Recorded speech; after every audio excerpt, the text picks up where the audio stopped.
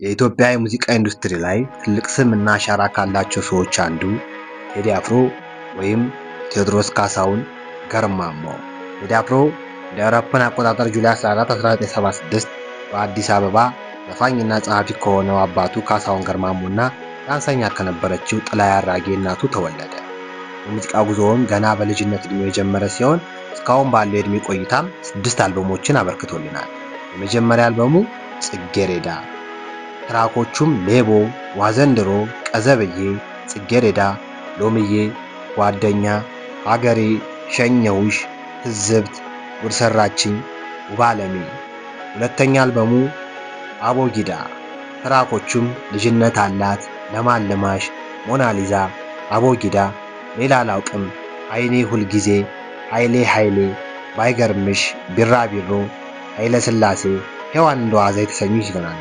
ሶስተኛ አልበሙ ያስተሰርያል፣ ዓለምናለና፣ ሼመንደፍሮ፣ ኬሪሆን፣ ካብደሃላክ፣ ላይበል፣ ስጠኝ፣ ላምባዲና፣ እቴጌ፣ ለምን ይሆን፣ ንገረኝ ካልሽ፣ ሰሚ ለሌላ አፌ፣ ባልደራሱ፣ ፕሮሚስ፣ ትዝታ ናቸው።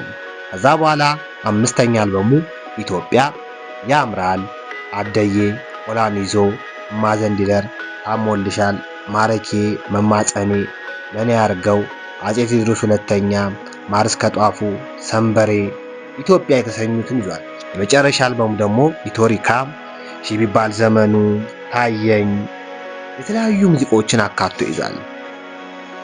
በሙዚቃ ጉዞ የጀመረው እንደ አውሮፓውያን አቆጣጠር በ2001 አቦጊዳ በተሰኘ የመጀመሪያ አልበሙ ሲሆን ይህም ስሙን አስተዋውቆለታል።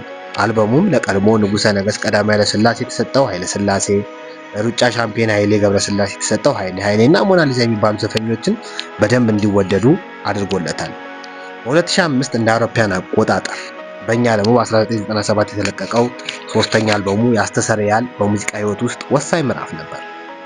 አልበሙ በብዙ ሚሊዮን የሚቆጠር ቅጂዎች በመሸጥ ታሪካዊ ስኬት ቢያስመዘግብም ዋናው ዘፈን የነበረው ለመንግስት ትችት ስለሆነ ዘፈኖቹ በሚዲያ እንዳይዘዋወሩና እንዳይከፈቱ ታግደው። እንደ አውሮፓውያን አቆጣጠር በ2006 በእኛ 1998 ቴዲ አፍሮ በመኪና አደጋ በመግደል ተከሶ ወደ እስር ቤት ገብቶ በ6 ዓመት እስራት ተፈርዶበት ነበር። ክሱም በፖለቲካዊ ዘፈኖች ጋር የተገናኘ ነው ተብሎ ቢነገርም ቴዲ አፍሮ ጥፋተኛ አይደለሁም በማለት ተከራክሯል። በይግባኝ ሂደት ቅጣቱ ወደ 2 ዓመት ሲቀነስ በመጨረሻ በጥሩ ባህሪ ምክንያት ከ8 ወራት እስር በኋላ ተፈቷል። ከእስር ከተለቀቀ ከወጣ በኋላ በአዲስ አበባ ስቴዲየም ብዙ ሰው በተገኘበት ሁኔታ ሙዚቃ አቅርቧል። ከእስር ከወጣ በኋላ ስራውን በከፍተኛ ደረጃ ቀጥሏል። 2004 ላይ ጥቁር ሰው የተሰኘ ቆንጆ አልበም ለህዝብ አድርሷል። ይህ አልበም ለአፄ ምኒልክ ለአድዋ ጦርነት የተሰጠ ሲሆን በኢትዮጵያ ውስጥ ከፍተኛ ሽያጭም አስመዝግቧል። እንደገና በ2009 ኢትዮጵያ የተሰኘ ይህ አልበም በቢልቦርድ የዓለም አልበሞች ገበታ ላይ አንደኛ ደረጃ ላይ እስከመድረስ ዓለም አቀፍ እውቅናን ያገኛል። ነገር ግን ከመውጣቱ በፊት በመንግስት እንዳይወጣ የተከለከለ ነው። ከዛ በኋላም የተለያዩ ሲንግል ስራዎችን ሰርቷል። ደግሞ በአባይ፣ አርማሽ፣ ነአት፣ ሰላም የተለያዩ ስራዎችን ሰርቷል። በመጨረሻም በ2018 ኢቶሪካ የተሰኘ ሙዚቃ አልበምም ይዟል። ይህም አልበም በህዝብ ዘንድ ብዙ ተቀባይነት ያገኘና እስከዛሬ ድረስ በኢትዮጵያ የሙዚቃ ኢንዱስትሪዎች ከፍተኛ ተደማጭነት ያገኘ ነው። በዚህ ስራ ውስጥም ከፍተኛ ክብርና አድናቆትን አግኝቷል። አዳመጣችሁኝ፣ አመሰግናለሁ።